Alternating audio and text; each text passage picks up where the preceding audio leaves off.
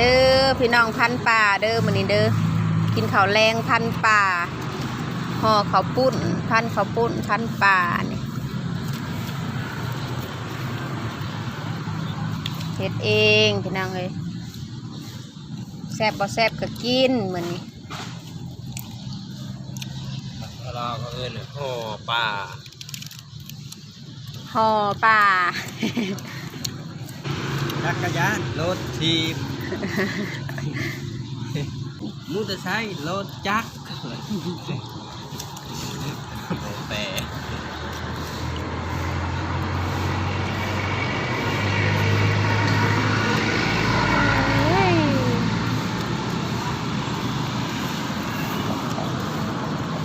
กินข้าวแรงกินข้าวแรงพันป่าคือสีเหลือมๆสะท้อนแสงว่ะมาแล้วกันนะสบายดีพ่อแม่พี่น้องมื้อนี้พบกันอีกแล้วกับซ่อง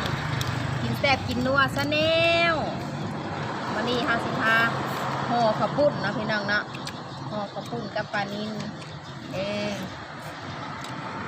แซ่บๆน้ำกันเด้อพี่น้องเด้อกินข้าวแรง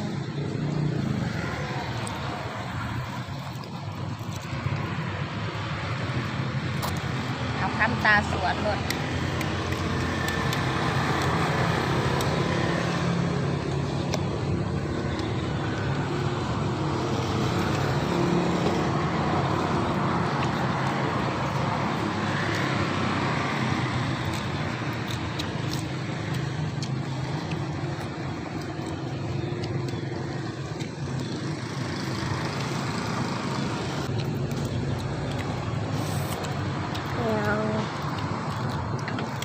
เขาแรงน้ำกันด้วยพี่น้องเด้อ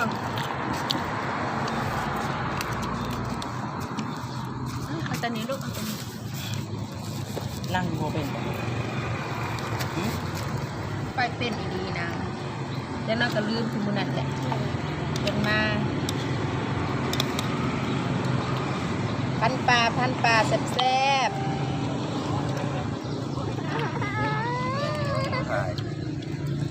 ถ่ายได้แต่ถ่ายนะจะได้เปลี่ยนมือกล้องเลย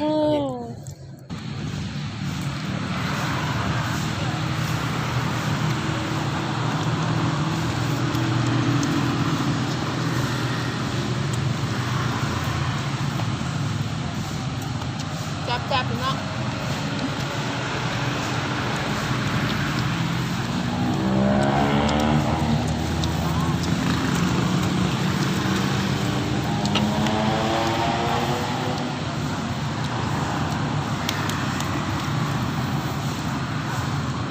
ห่อข้าวก็มีแต่กาดขาวแล้วก็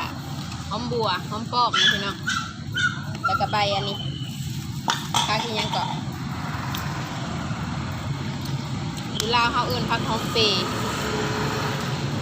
อยู่ท้ายห้องผักซีฝรั่งบ่ผักซีหอมห่อผักหอมหอกระเมนผักหอมเปย์กระเมนอยู่ลาวทำตาสวนนะพี่น้อง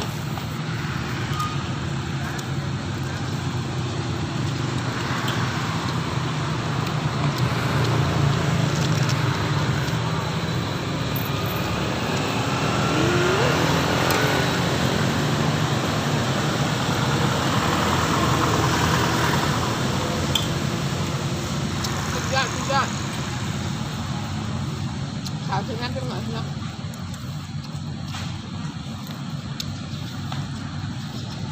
จ้า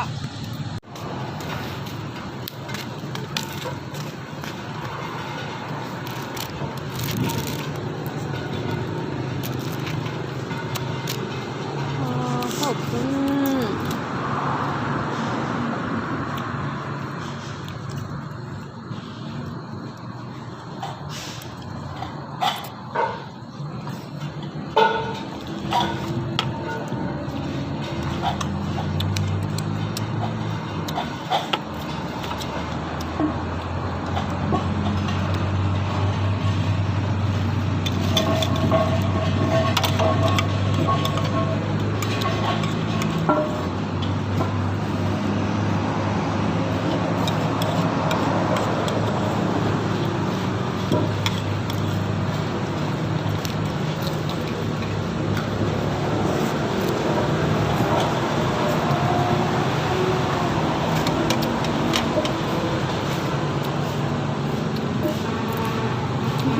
จับ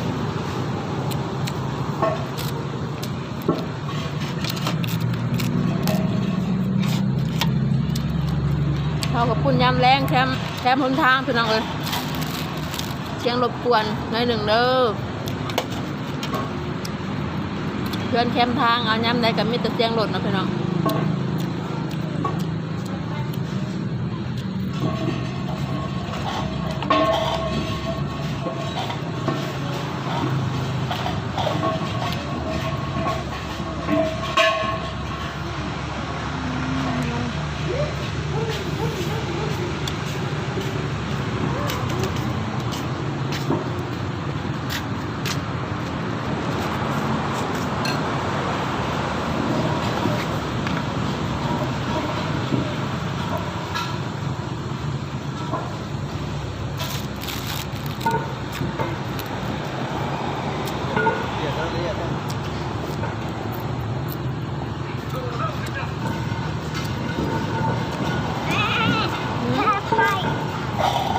บ่ฮู้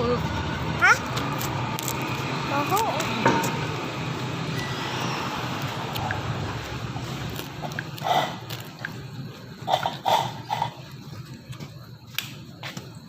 เอาท้องขอพูดมาให้นะ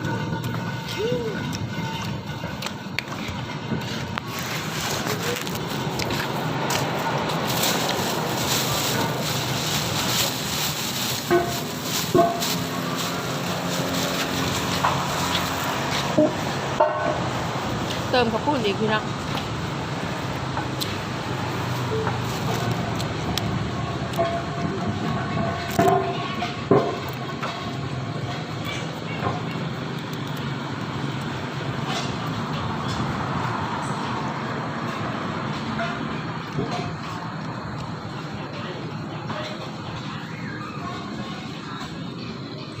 ทำใหญ่ๆพี่น้อง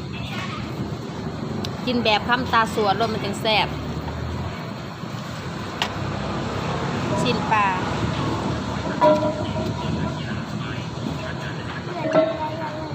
น้ำแจ่วพี่น้องน้ำแจ่วทั่วดินเนาะพี่น้องเนาะแจ่วหวานบ้านเฮาหั่นแหละ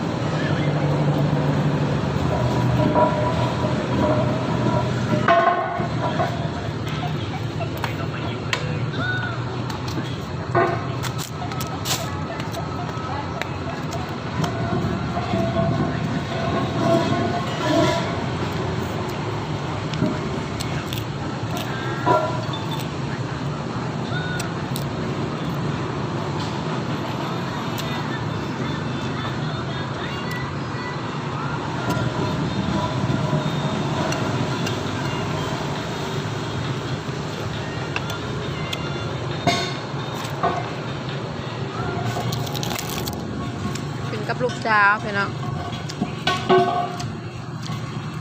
กินกับลูกสาวคนสวย